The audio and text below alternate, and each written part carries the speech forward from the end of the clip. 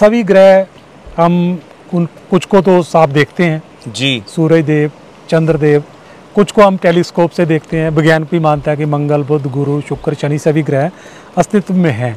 तो राहु केतु का कहीं अस्तित्व नहीं है ब्रह्मांड में जी, तो ये इनका अस्तित्व कहाँ से आया, कैसे पैदा हुआ, इसके बारे में थोड़ा बताएं। जी।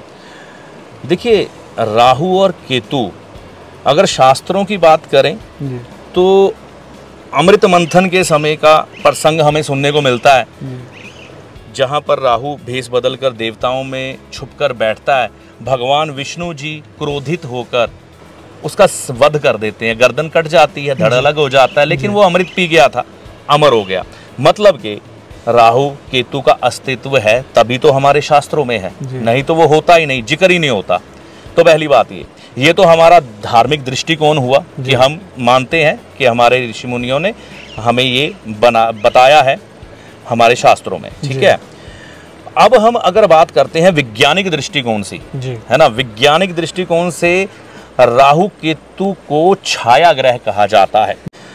और ये छाया ग्रह है जहाँ पर पृथ्वी और चंद्रमा की जो परिक्रमा के मार्ग है ना, वहाँ पर जब इनका कटाव होता है, वहाँ पर जो छाया उत्पन्न होती है, तो एक साइड को राहु, एक साइड को केतु कहा जाता है। छाया है तो छाया, अब व्यक्ति कहता है छाया है, हम कैसे मान लें कि ये छाया ग्रह है ना।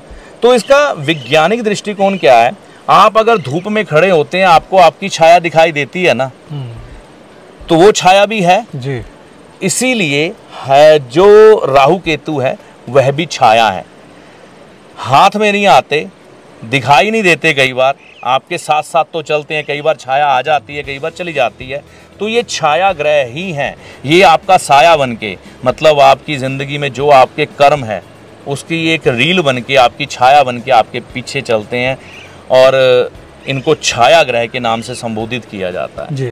और ये जो केतु होते हैं क्या करते हैं, आपकी कामनाओं को सीमित करके सेवा भाव में ले आते हैं।